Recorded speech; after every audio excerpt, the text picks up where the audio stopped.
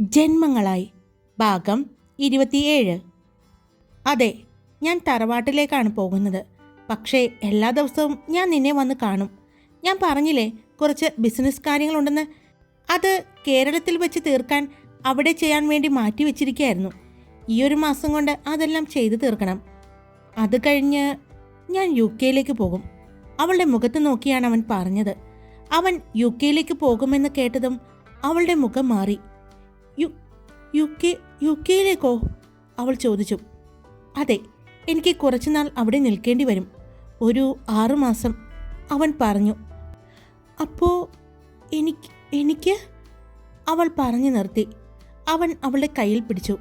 അവളുടെ കണ്ണുകൾ നിറഞ്ഞിരിക്കുന്നത് കണ്ടു. ഇപ്പോൾ ഞാൻ പറഞ്ഞത് അത്രമാത്രം മനസ്സിൽ തട്ടിയോ? അവൻ ചോദിച്ചു. അതാണോ ഈ കണ്ണുകൾ ഇങ്ങനെ നിറഞ്ഞു വരുന്നത്? അവൾ ഒന്നും മിണ്ടാതെ തല കുനിച്ച് അവളുടെ കയ്യിലേക്ക് നോക്കി നിന്നു. ഞാൻ പറഞ്ഞു തീരുന്നതിന് മുമ്പ് ഇങ്ങനെ കരയാൻ പറ്റുന്നത് എങ്ങനെയാ സൂര്യ? അവൻ ചോദിച്ചു. അത് അപ്പോഴും അവൾക്ക് വാക്കുകൾ വരുന്നുണ്ടായിരുന്നില്ല.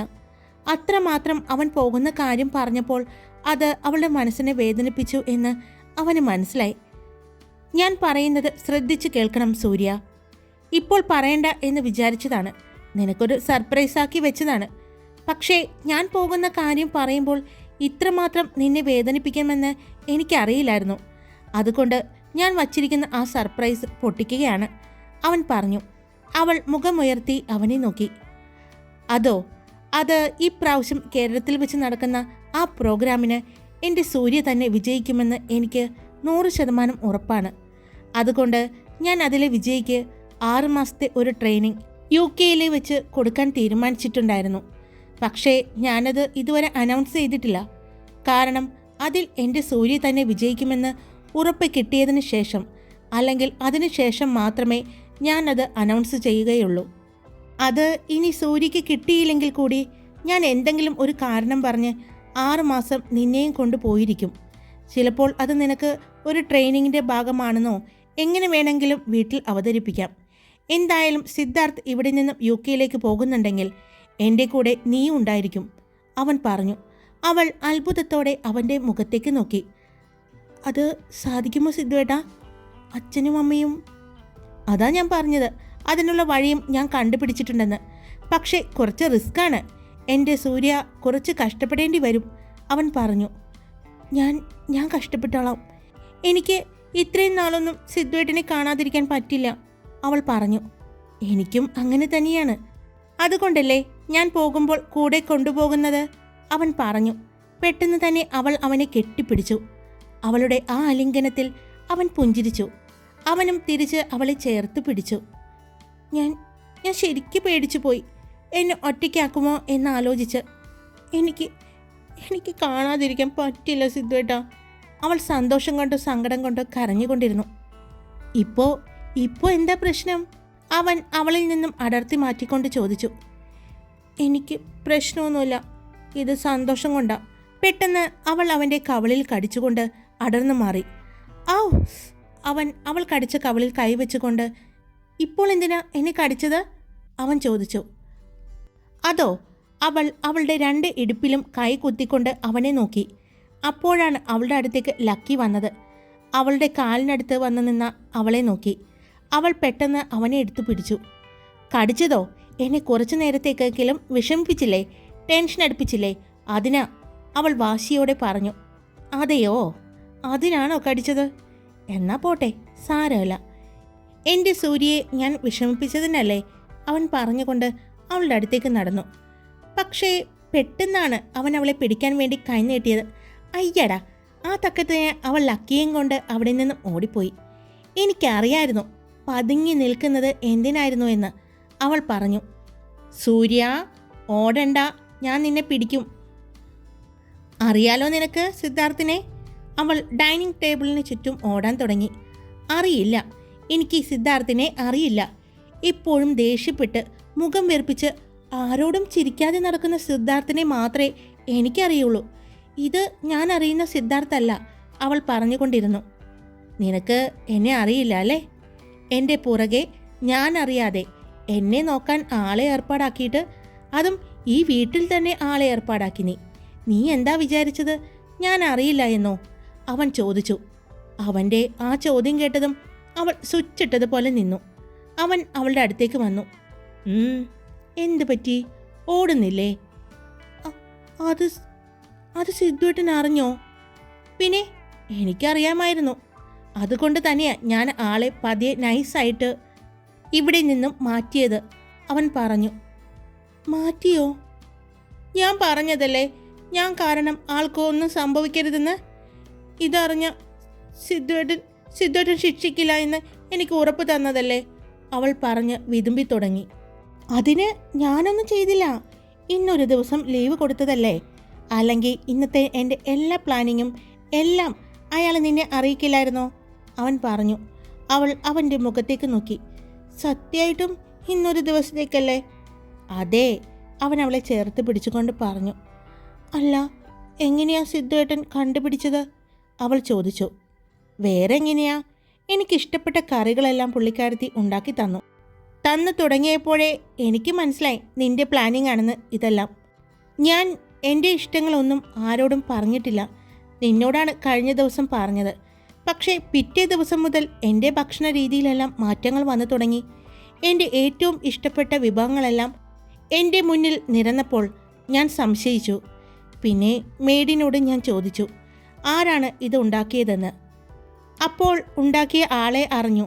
അതറിഞ്ഞപ്പോൾ ഞാൻ ഉറപ്പിച്ചു, എൻ്റെ സൂര്യ എനിക്ക് വേണ്ടി നിർത്തിയിരിക്കുന്ന ആള് ആ ചേച്ചിയാണെന്ന്. എത്ര വാഗ്ദാനം ചെയ്തു, അവൻ ചോദിച്ചു. ഒന്നും കൊടുത്തില്ല. എൻ്റെ കൂട്ടുകാരിയുടെ അമ്മയാണ്. എന്നെ ഒരുപാട് ഇഷ്ടമാണ്. സിദ്ധാർത്ഥ മേനോൻ്റെ വീട്ടിലാണ് ആ ചേച്ചി ജോലി ചെയ്യുന്നത് എന്നറിഞ്ഞപ്പോൾ ഞാൻ അങ്ങോട്ട് പറയുകയായിരുന്നു എന്നോട് എല്ലാ കാര്യങ്ങളും അറിയിക്കണമെന്ന് അവളോട്.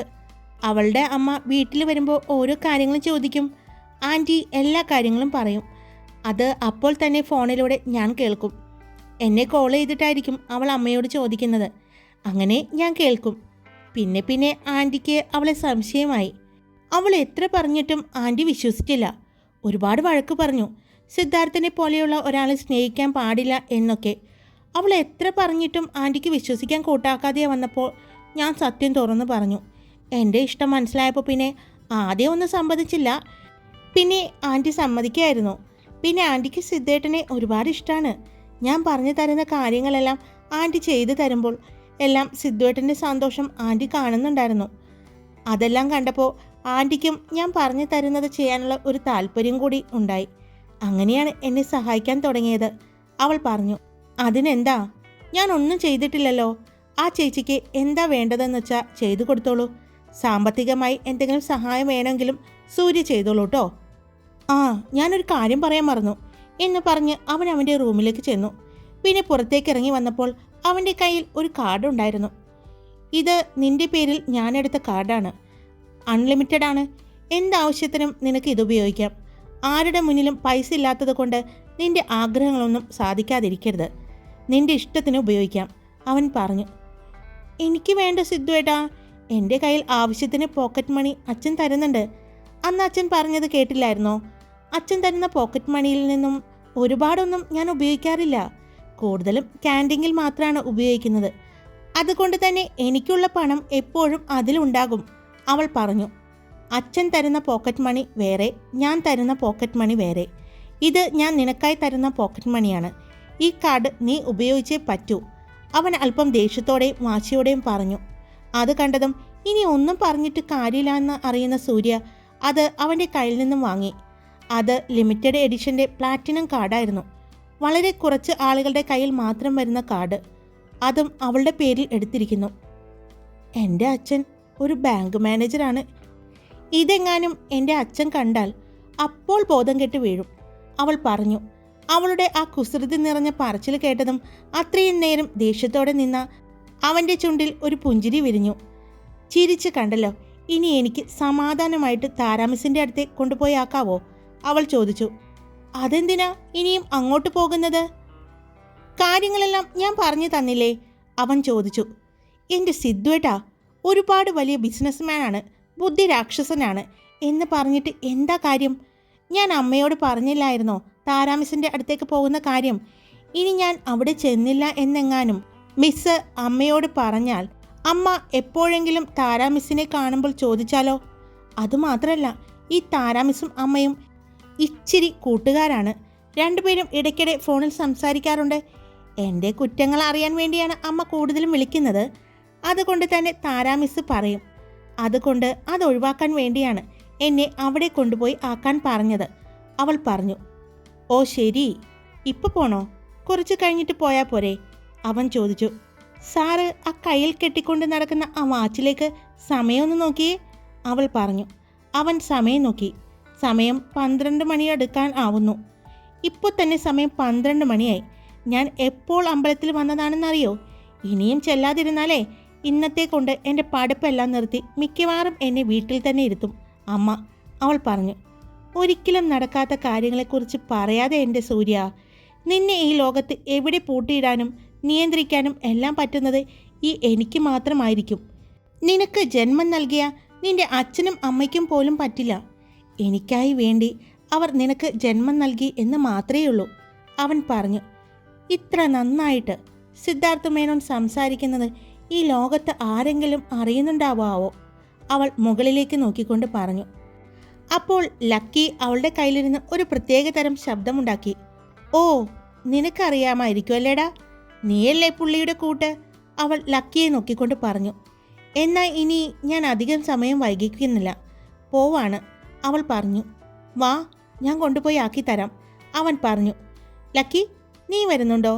അവൾ ചോദിച്ചു. അവനെയും എടുത്തോ, കാറിലിരുത്താം, അവൻ പറഞ്ഞു. അവൾ ലക്കിയെയും കൊണ്ട് നടന്നു. അവളെ ചേർത്ത് പിടിച്ച സിദ്ധും ലിഫ്റ്റിൽ നിന്നും താഴേക്കിറങ്ങി. കാറിലേക്ക് കയറുമ്പോഴും ലക്കി അവളുടെ മടിയിൽ തന്നെ ഉണ്ടായിരുന്നു. അവളെ അവൾ പറഞ്ഞ താരാ മിസ്സിൻ്റെ ഫ്ലാറ്റിനടുത്ത് അവനാക്കി കൊടുത്തു. സിദ്ധേട്ടൻ പോയിക്കോ, അവൾ പറഞ്ഞു. അപ്പോൾ നീ എങ്ങനെ വീട്ടിലേക്ക് പോകുന്നത്? അവൻ ചോദിച്ചു. അത് ഞാനൊരു ഊബർ വിളിച്ചോളാം, അവൾ പറഞ്ഞു. അതിൻ്റെ ആവശ്യമില്ല, ഞാൻ നിന്നെ വീട്ടിലാക്കിയിട്ട് പോകൂ. നീ എന്തായാലും പോയിട്ട് വേഗം വാ. ഒരുപാടൊന്നും സംസാരിക്കാൻ ഉണ്ടാവില്ലല്ലോ, ഡീറ്റെയിൽസ് എല്ലാം ഞാൻ പറഞ്ഞില്ലേ, അവൻ പറഞ്ഞു.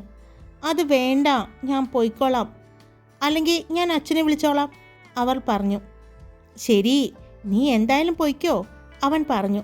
അവൾ പോകുന്നത് നോക്കി അവൻ ഇരുന്നു. അവൾ അവിടെ ചെല്ലുമ്പോൾ താരാ മിസ്സിൻ്റെ ഭർത്താവ് ഉണ്ടായിരുന്നു. അങ്കിൾ, എന്ത് പറയുന്നു, സുഖാണോ? അങ്കിളിൻ്റെ ഗാർഡനെല്ലാം അടിപൊളിയായിട്ടുണ്ടേ, അവൾ പറഞ്ഞു. ഈ പൂക്കളെല്ലാം അമ്മ കാണുമ്പോൾ പറയും ഇത്രയും ഭംഗിയായിട്ട് കൊണ്ടു നടക്കുന്നത് അങ്കിളാണെന്ന്. ഏതൊക്കെയോ ചെടികൾ വേണമെന്ന് അമ്മ പറയുന്നുണ്ടായിരുന്നു, അവൾ പറഞ്ഞു. അതിനെന്താ, ഒരു ദിവസം ദീപയോട് വരാൻ പറയൂ, ഞാൻ കൊടുത്തുവിടാം. ഞാനും നിൻ്റെ അച്ഛനും ഇടയ്ക്കൊക്കെ ക്ലബ്ബിൽ വെച്ച് കാണാറുണ്ട്, അയാൾ പറഞ്ഞു. താരാ മിസ്സിന് ഒരു അനിയനുണ്ട്, ആള് ഒരു ഡോക്ടറാണ്. ഇന്ന് അവൾ അവിടെ ചെല്ലുമ്പോൾ ആൾ അവിടെ ഉണ്ടായിരുന്നു. അവൾ താരാ മിസ്സിനോട് സംസാരിച്ചു കൊണ്ടിരിക്കുമ്പോഴാണ് അയാൾ റൂമിൽ നിന്നും ഇറങ്ങി വരുന്നത്. ശരത് എന്നായിരുന്നു ആളുടെ പേര്. അല്ല, ഇതാര്, എപ്പോഴാ വന്നേ? അയാൾ ഭദ്രയോട് ചോദിച്ചു. ഞാനിപ്പോൾ വന്നതേയുള്ളൂ. ഡോക്ടർ സാർ ഇവിടെ ഉണ്ടായിരുന്നു അല്ലേ? അവൾ തിരിച്ചു ചോദിച്ചു. ഞാൻ 2 ദിവസമായി വന്നിട്ട്, അയാൾ പറഞ്ഞു. ഇത് കൊള്ളാലോ ഈ സെറ്റ് സാരി, ഞാൻ വന്നപ്പോൾ മുതൽ ശ്രദ്ധിക്കുകയായിരുന്നു, താരാ മിസ് അവളുടെ അടുത്തേക്ക് വന്നുകൊണ്ട് പറഞ്ഞു. അത് കേട്ടതും ഭദ്രയുടെ നെഞ്ചെടുപ്പ് കൂടി. അപ്പോഴേക്കും താരാ മിസ് ആ സെറ്റുമുണ്ട് പിടിച്ചു നോക്കി. അടിപൊളിയായിട്ടുണ്ട് കേട്ടോ, ഈ കസവൊക്കെ നല്ല പ്രത്യേകതയുണ്ടല്ലോ, നല്ല കനമുണ്ടല്ലോ, ഒരു കമ്പി പോലെയൊക്കെ തോന്നുന്നു, അവർ പറഞ്ഞു. ഇതാരുടെയാണ്, അമ്മയുടെയാണോ അതോ മോളുടെയാണോ? അവർ ചോദിച്ചു. അല്ല, ഇത് മുത്തശ്ശിക്ക് ആരോ ഗിഫ്റ്റ് കൊടുത്തതാണ്. ഇത്രയും ഭംഗിയുള്ളത് മുത്തശ്ശി എടുക്കാറില്ല, അങ്ങനെ എനിക്ക് തന്നതാണ്, അവൾ പറഞ്ഞു. അതെയോ, നന്നായിട്ട് ചേരുന്നുണ്ട് കേട്ടോ ഭദ്രമോൾക്ക്, താരാ മിസ് പറഞ്ഞു. അല്ലെങ്കിലും ഏത് ഡ്രസ്സും ഭദ്രയ്ക്ക് ചേരും, ഇനിയും അവിടെ നിന്നാൽ ശരിയാക്കില്ല എന്ന് ഭദ്രയ്ക്ക് തോന്നി. മിസ്, എന്തായി നമ്മുടെ പ്രോഗ്രാം കാര്യം? എല്ലാം അറിയാമായിരുന്നുവെങ്കിലും അവൾ ചോദിച്ചു. സിദ്ധാർത്ഥ് പറഞ്ഞ കാര്യങ്ങൾ തന്നെയാണ് താരാ മിസ്സും അവളോട് പറഞ്ഞത്. അവൾ മിസ്സിനോട് യാത്ര പറഞ്ഞ് പുറത്തേക്ക് ഇറങ്ങാൻ പോയപ്പോൾ, ഭദ്ര, നീ എങ്ങനെയാ വന്നത്? അവർ ചോദിച്ചു. ഞാൻ ഊബർ വിളിച്ചാ വന്നത്, അവൾ പറഞ്ഞു. അപ്പോൾ തിരിച്ചിനി എങ്ങനെ പോകും? അവൾ ചോദിച്ചു. ഞാൻ ഊബർ വിളിച്ചിട്ടുണ്ട്, അവൾ പറഞ്ഞു. അത് ക്യാൻസൽ ചെയ്തേക്ക്, ശരത്ത് കൊണ്ടുപോയി ആക്കും, ടീച്ചർ പറഞ്ഞു. അത് വേണ്ട ടീച്ചർ, ഞാൻ ഇങ്ങോട്ട് കയറിയപ്പോൾ തന്നെ വിളിച്ചിട്ടുണ്ടായിരുന്നു, അവൾ പറഞ്ഞു. അവൾക്കറിയാം സിദ്ധു അവളുടെ കാര്യങ്ങളെല്ലാം നോക്കുന്നുണ്ടെന്ന്. അതുകൊണ്ട് മറ്റൊരാളുടെ കൂടെ യാത്ര ചെയ്താൽ അതൊരു പക്ഷേ സിദ്ധാർത്ഥിനെ ദേഷ്യം പിടിപ്പിക്കാനുള്ള കാരണമാകും. അതുകൊണ്ട് തന്നെ മനഃപൂർവ്വം അവൾ പറഞ്ഞു ഒഴിഞ്ഞതാണ്. അരമണിക്കൂർ കഴിഞ്ഞ് അവൾ താഴേക്ക് ഇറങ്ങി വരുമ്പോൾ അപ്പോഴും സിദ്ധുവിൻ്റെ കാറ് അവിടെ തന്നെ കിടക്കുന്നത് അവൾ കണ്ടു. അത് കണ്ടപ്പോൾ അവളുടെ നെഞ്ചൊന്ന് ആളി. ഭാഗ്യം ശരത് ഡോക്ടറിൻ്റെ സഹായം സ്വീകരിക്കാതിരുന്നത്, അവൾ മനസ്സിൽ പറഞ്ഞു. അവൾ സിദ്ധുവിൻ്റെ കാറിൻ്റെ അടുത്തേക്ക് നടക്കുമ്പോഴാണ് ഭദ്ര എന്ന് വിളിച്ചുകൊണ്ട് ശരത്ത് അവളുടെ അടുത്തേക്ക് വന്നത്. അവൾക്ക് ചെറിയൊരു ടെൻഷൻ തോന്നിയെങ്കിലും അവളത് പുറത്ത് കാണിക്കാതെ എന്താ ഡോക്ടറെ എന്ന് ചോദിച്ചു. ഞാൻ ഹോസ്പിറ്റലിലേക്ക് പോവാണ്, താൻ വരികയാണെങ്കിൽ ഞാൻ തന്നെ ഡ്രോപ്പ് ചെയ്യാം, ശരത്ത് പറഞ്ഞു. വേണ്ട ഡോക്ടറെ, ഞാൻ പറഞ്ഞില്ലേ ഞാൻ വണ്ടി വിളിച്ചിട്ടുണ്ടെന്ന്, ഇപ്പോഴെത്തും എന്ന് പറഞ്ഞ് വിളിച്ചിരുന്നു. എന്നാൽ ഭദ്ര ശരത്തിനോട് സംസാരിച്ച് നിൽക്കുന്നത് സിദ്ധാർത്ഥ് കാറിൽ ഇരുന്നു കൊണ്ട് തന്നെ കണ്ടു. വാടോ, കാറ് പറഞ്ഞു വിട്ടാൽ മതിയല്ലോ, ശരത്ത് ഡോക്ടർ പറഞ്ഞു. അയ്യോ, ഈ കാറ് അങ്ങനെ പറഞ്ഞു വിടാൻ പറ്റില്ല, ഞാൻ മുൻകൂട്ടി പണം കൊടുത്തതാണ്, അവൾ പറഞ്ഞു. അതെയോ?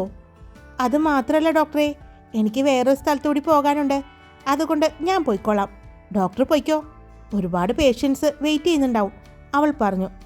എന്നാ പിന്നെ കാണാം എന്ന് പറഞ്ഞ് ശരത്ത് ഡോക്ടർ കാറിലേക്ക് കയറാൻ പോയതും ഡോക്ടറെ, കൈലാസം ഗ്രൂപ്പിൻ്റെ ഹോസ്പിറ്റലല്ലേ വർക്ക് ചെയ്യുന്നത്, അവൾ ചോദിച്ചു.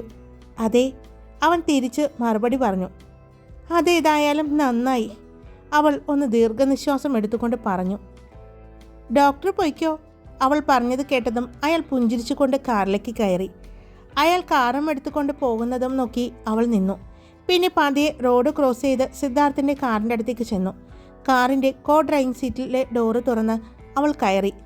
എൻ്റെ പൊന്ന് സിദ്ധുവേട്ടാ, ആ ഡോക്ടറെ പറഞ്ഞു വിടല്ലേ, അദ്ദേഹം വളരെ നല്ല മനുഷ്യനാണ്, നല്ലൊരു ഡോക്ടറാണ്, വെറുതെ എന്നെ കണ്ടപ്പോൾ ഒന്ന് സംസാരിച്ച് നിന്നതേയുള്ളൂ, താരാ മിസ്സിൻ്റെ അനിയനാണ്, ആ ഒരു പരിചയം വെച്ച് സംസാരിച്ചു, അത്രയുള്ളൂ, വീട്ടിൽ കൊണ്ടുവന്ന് ആക്കാമെന്ന് പറഞ്ഞു, ഞാൻ വേണ്ട, ഞാൻ പൊയ്ക്കൊള്ളാം എന്ന് പറഞ്ഞു വിട്ടതാണ്, അവൾ പറഞ്ഞു. അവൾ പറയുന്നത് കേട്ടതും സിദ്ധാർത്ഥിൻ്റെ മനസ്സിൽ വന്ന ചെറിയൊരു ദേഷ്യം പോയിരുന്നു. അവൻ്റെ ചുണ്ടിൽ പുഞ്ചിരി കണ്ടതും അവൾക്ക് ആശ്വാസം തോന്നി. അപ്പോൾ ഇനി എങ്ങോട്ടാണ്? വീട്ടിലേക്കല്ല സൂര്യ, അവൻ ചോദിച്ചു. അതെ എൻ്റെ സിദ്ധുവേട്ടാ, അമ്മ വിളിച്ച് ചോദിച്ചാലും ഇനി ഞാൻ വന്നിട്ടുണ്ടായിരുന്നു എന്ന് താരാ മിസ് പറയല്ലോ, അതിനുവേണ്ടി മാത്രമാണ് ഞാൻ വന്നത്, അവൾ പറഞ്ഞു. അവളെ വീടിൻ്റെ ഗേറ്റിൻ്റെ തൊട്ടടുത്ത് കൊണ്ടുവന്ന് അവൻ ഡ്രോപ്പ് ചെയ്തു. അവളുടെ മടിയിലുണ്ടായിരുന്ന ലക്കിയെ അവൾ ബാക്ക് സീറ്റിലേക്ക് എടുത്തു വെച്ചു. ഇനി എങ്ങോട്ടാണ്? നേരെ അപ്പാർട്ട്മെൻറ്റിലേക്കല്ലേ, അവൾ ചോദിച്ചു. അതെ, ഇന്ന് ചെറിയൊരു ബിസിനസ് മീറ്റിംഗ് ഉണ്ട്, വീഡിയോ കോൺഫറൻസ് ആണ്, അവൻ പറഞ്ഞു. ശരി എന്ന് പറഞ്ഞ് അവൾ പുറത്തേക്കിറങ്ങി. സൂര്യ, അരയിലെ സാധനം അത് മാറ്റരുത്, അവൻ പറഞ്ഞു. അവൾ പുഞ്ചിരിച്ചുകൊണ്ട് തലയാട്ടി വേഗം ഗേറ്റ് തുറന്ന് അകത്തേക്ക് നടന്നു. അവൾ അകത്തേക്ക് കയറി ചെല്ലുമ്പോൾ കണ്ടു ജിഷയും അമ്മയും ഫോണിൽ നോക്കിക്കൊണ്ടിരിക്കുകയാണ്. എന്താണ്, രണ്ടുപേരും ഫോണിൽ തന്നെയാണല്ലോ, അവൾ ചോദിച്ചുകൊണ്ട് അങ്ങോട്ട് ചെന്നു. ഭദ്ര, നീ കണ്ടോ, ഇന്നത്തെ ഒരു എക്സ്ക്ലൂസീവ് ന്യൂസ് ഉണ്ട്, ജിഷ ചോദിച്ചു. എന്താ, ഞാൻ അറിഞ്ഞില്ലല്ലോ. നീ അറിഞ്ഞില്ലേ? ഒരു 15 മിനിറ്റേ ആയിട്ടുള്ളൂ ഫോട്ടോസ് എല്ലാം അപ്ലോഡ് ചെയ്തിട്ട്, പക്ഷേ ഇപ്പോൾ തന്നെ മില്യൺ കണക്കിന് ആളുകൾ കണ്ടു കഴിഞ്ഞു, അതും ലോക റെക്കോർഡാണ് എന്നാണ് അറിയപ്പെടുന്നത്, ജിഷ പറഞ്ഞുകൊണ്ടിരുന്നു. എന്നാലും ആരായിരിക്കുമല്ലേ ആ ഭാഗ്യവതി, അമ്മ ചോദിക്കുന്നുണ്ട്. എന്നാൽ ഭദ്രയ്ക്ക് ഒന്നും മനസ്സിലാകുന്നുണ്ടായിരുന്നില്ല. അവൾ അവരുടെ അടുത്തേക്ക് വന്നു. എന്താ കാര്യം പറയും നിങ്ങൾ, ഇത്രയും ആകാംക്ഷയോടെയും എക്സൈറ്റ്മെൻറ്റിലും ഇരിക്കുന്നത് എന്താണ്? ഇടി, നമ്മുടെ സിദ്ധാർത്ഥ മേനോനില്ലേ? ആ പേര് കേട്ടതും സൂര്യയുടെ നെഞ്ചൊന്ന് പിടഞ്ഞു. ആളുടെ ബർത്ത്ഡേ ആയിരുന്നു ഇന്ന്. അദ്ദേഹം ഇന്ന് സോഷ്യൽ മീഡിയയിൽ 3 ഫോട്ടോസ് പോസ്റ്റ് ചെയ്തിട്ടുണ്ട്. അദ്ദേഹത്തിൻ്റെ സോഷ്യൽ മീഡിയയിലുള്ള ആദ്യത്തെ പോസ്റ്റാണിത്, നീ നോക്കിയേ എന്ന് പറഞ്ഞ് ജിഷ അവൾക്ക് നേരെ ഫോൺ നീട്ടി. അവൾ ആ ഫോട്ടോയിലേക്ക് ഒറ്റ പ്രാവശ്യം നോക്കിയുള്ളൂ. അവളുടെ കണ്ണുകൾ ഇപ്പോൾ പുറത്തേക്ക് ചാടും എന്നുള്ള രീതിയിലാണ്. അവളെ കെട്ടിപ്പിടിച്ച് ചുംബിക്കുന്ന സിദ്ധാർത്ഥിൻ്റെ ഫോട്ടോയായിരുന്നു. പക്ഷേ അവളുടെ മുഖം മറഞ്ഞിരിക്കുന്നത് കൊണ്ട് ആർക്കും അവളെ മനസ്സിലാകുന്നില്ല. രണ്ടാമത്തെ ഫോട്ടോ അവളുടെ ചുണ്ടുകളിൽ ചുംബിക്കുന്ന ഫോട്ടോയായിരുന്നു. അതും അവൻ്റെ മുഖം മാത്രമേ കാണുന്നുണ്ടായിരുന്നുള്ളൂ. അവളുടെ മുഖം അറിയാൻ പറ്റാത്ത രീതിയിലാണ് അവൻ ആ ഫോട്ടോ എടുത്തിരിക്കുന്നത്. മൂന്നാമത്തെ ഫോട്ടോ അവളുടെ കാലിലേക്ക് സ്വർണ്ണ ചിലങ്ക ഇട്ട് കൊടുക്കുന്നതായിരുന്നു. ഇതൊക്കെ എപ്പോഴാണ്, അവൾ ആലോചിച്ചു. എന്നാലും ആ പെൺകുട്ടിയുടെ മുഖം കാണാൻ പറ്റുന്നില്ലല്ലേ എന്തായാലും ഒരു കാര്യം ഉറപ്പായി, കേരളത്തിൽ നിന്നുള്ള പെൺകുട്ടിയാണെന്ന് തോന്നുന്നു. ആ പകുതി ഭാഗത്തേക്ക് നോക്കിയേ, കേരള സാരിയുടെ ഭാഗം കാണുന്നുണ്ട്, ജിഷ പറഞ്ഞു. അത് കേട്ടതും ഭദ്രയുടെ നെഞ്ചൊന്ന് പിടഞ്ഞു. എല്ലാവരും ആകാംക്ഷയോടെ കാത്തിരിക്കുകയാണ് ആ പെൺകുട്ടിയുടെ മുഖം കാണാൻ. എന്തായാലും സിദ്ധാർത്ഥ മേനോൻ അതിൻ്റെ അടിയിൽ എഴുതിയിരിക്കുന്ന കുറിപ്പ് നീ വായിച്ചു നോക്കിയേ. She was born for me. അത് വായിച്ചതും ഭദ്രയുടെ ചുണ്ടിൽ ഒരു പുഞ്ചിരി വിരിഞ്ഞിരുന്നു. ഞാൻ പോയേ ഇതൊക്കെ മാറ്റിയിട്ട് വരട്ടെ എന്ന് പറഞ്ഞ് അവൾ വേഗം അവിടെ നിന്നും എഴുന്നേറ്റ് പോയി. അവൾക്ക് എത്രയും പെട്ടെന്ന് സിദ്ധാർത്ഥിനെ വിളിക്കണമെന്ന് തോന്നി. അവൾ റൂമിൽ ചെന്ന് വാതിലടച്ച് ഫോൺ എടുത്ത് സിദ്ധാർത്ഥിനെ വിളിച്ചു. എനിക്ക് അങ്ങനെ പോസ്റ്റ് ചെയ്യണമെന്ന് തോന്നി. നിന്റെ മുഖം കാണിക്കണമെന്നുണ്ടായിരുന്നു. അതിന് സമയമായിട്ടില്ല എന്നറിയാവുന്നത് കൊണ്ട് മാത്രം, അതുകൊണ്ട് മാത്രമാണ് നിന്റെ മുഖം കാണിക്കാതെയുള്ള ആ പോസ്റ്റ് ഇട്ടത്. ഈ ലോകത്തോട് മുഴുവനും എനിക്ക് വിളിച്ചു പറയണമെന്നുണ്ട്, ലോകത്തെ മുഴുവനും കാണിച്ചു കൊടുക്കണമെന്നുണ്ട് എൻ്റെ ജീവിത സഖിയെ, അവൻ പറഞ്ഞു. എന്തു പറ്റി? ഞാനത് ഇട്ടത് കൊണ്ട് ദേഷ്യമുണ്ടോ? അവൻ ചോദിച്ചു. ഇല്ല, ഒട്ടുമില്ല. ചെറിയൊരു പേടി വന്നെങ്കിലും എനിക്ക് ഹാപ്പിയാണ്, അവൾ ചിരിച്ചുകൊണ്ട് പറഞ്ഞു. ആരാ കാണിച്ചു തന്നത്? അവൻ ചോദിച്ചു. അപ്പോൾ അവൾ വീട്ടിലേക്ക് കയറി വന്നപ്പോൾ ഉണ്ടായ കാര്യങ്ങളെല്ലാം പറഞ്ഞു. പെട്ടെന്നാണ് അവളുടെ ഡോറിൽ മുട്ടുന്ന ശബ്ദം കേട്ടത്. അവൾ വേഗം പിന്നെ വിളിക്കാം എന്ന് പറഞ്ഞ് കോള് കട്ട് ചെയ്തു. വാതിൽ തുറന്നു. മുന്നിൽ ജിഷയായിരുന്നു. പക്ഷേ അവളുടെ നോട്ടത്തിൽ ചെറിയൊരു വ്യത്യാസം ഭദ്രയ്ക്ക് തോന്നി. അവൾ റൂമിലേക്ക് കയറി വാതിലടച്ചു. പെട്ടെന്നുള്ള അവളുടെ പ്രവൃത്തിയിൽ ഭദ്ര ഒന്ന് ഞെട്ടി. എന്നാ തുടങ്ങിയത്? അവൾ ഭദ്രയോട് ചോദിച്ചു. എന്താ? ഭദ്ര തിരിച്ചു ചോദിച്ചു. സിദ്ധാർത്ഥ മേനോൻ്റെ ബർത്ത്ഡേ ആഘോഷം എങ്ങനെയുണ്ടായിരുന്നു എന്ന്. അവൻ്റെ കാമുകിയുടെ ഒപ്പം. പെട്ടെന്നുള്ള ജിഷയുടെ ചോദ്യം കേട്ടതും അവൾ ഞെട്ടി അവളെ നോക്കി. ഞാൻ നിന്റെ കൂടെ തന്നെ ജീവിക്കുന്നതല്ലേ, നിന്റെ ഒരു ചെറിയൊരു കാര്യം പോലും ഞാൻ ശ്രദ്ധിക്കില്ല എന്ന് നിനക്ക് തോന്നിയോ? ആദ്യം എനിക്ക് ചെറിയ സംശയം ഉണ്ടായിരുന്നു, എങ്കിലും ഞാൻ നിന്നെ ആ ഫോട്ടോ കാണിച്ചത് അതുകൊണ്ട് തന്നെയാണ്. അതിൽ നിന്നും നിന്റെ ഭാവവ്യത്യാസങ്ങൾ എനിക്ക് മനസ്സിലായി. നീയാണ് അതെന്ന്. നീയല്ലേ സിദ്ധാർത്ഥിൻ്റെ ഒപ്പം നിൽക്കുന്നത്? അവൾ ചോദിച്ചു. ഇനിയും സത്യങ്ങൾ പറയാതിരുന്നിട്ട് കാര്യമില്ല എന്ന് മനസ്സിലാക്കിയ ഭദ്ര സമ്മതിച്ചു. ശരിക്കും സിദ്ധാർത്ഥ നീയും തമ്മിൽ? അപ്പോൾ അവളുടെ ശബ്ദത്തിൽ സന്തോഷമായിരുന്നു. അത് മനസ്സിലാക്കിയതും ഭദ്ര അവളുടെ മുഖത്തേക്ക് നോക്കി. നിങ്ങൾ തമ്മിൽ ഇഷ്ടത്തിലാണോ? അവൾ ചോദിച്ചു. എന്നു മുതലാ? എന്നാ നിന്നോട് ഇഷ്ടം പറഞ്ഞത്? വാ അവിടെ ഇരിക്കേ എന്ന് പറഞ്ഞ് അവൾ വേഗം അവളുടെ ബെഡിലേക്ക് വന്നിരുന്നു. എന്നിട്ട് പറയ്, എനിക്ക് എല്ലാം അറിയണം. അവളുടെ ആകാംക്ഷ കണ്ട് ഭദ്രയ്ക്ക് ചിരി വന്നു. പിന്നീട് ഭദ്ര സിദ്ധു അവളെ പ്രപ്പോസ് ചെയ്തതും ഇന്ന് പോയതും അടക്കമുള്ള എല്ലാ കാര്യങ്ങളും പറഞ്ഞു. അപ്പോൾ ഈ ലോകം മുഴുവനും ആ സുന്ദരി ആരാണ് എന്നറിയാനുള്ള ആകാംക്ഷയിലായിരുന്നു. വെബ്സൈറ്റുകൾ കയറി ഇറങ്ങി നോക്കുന്നുണ്ട്. പാപ്പരാസികളെല്ലാവരും സിദ്ധാർത്ഥിൻ്റെ അപ്പാർട്ട്മെൻറ്റിൻ്റെ താഴെയുണ്ടെന്നാണ് അറിയാൻ പറ്റിയത്. എന്നാൽ എൻ്റെ മുന്നിലിരിക്കുകയാണല്ലോ ദൈവമേ സിദ്ധാർത്ഥ മേനോൻ്റെ ആ ജീവൻ്റെ പാതി. ഒരു പ്രത്യേക താളത്തിലായിരുന്നു ജിഷ അത് പറഞ്ഞത്. അത് കേട്ട് ഭദ്രയ്ക്ക് ചിരി വന്നു.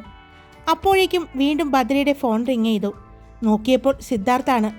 അവൾ ജിഷയെ നോക്കി, പിന്നെ ഫോണിലേക്കും. ആരാണ്? സിദ്ധാർത്ഥാണോ?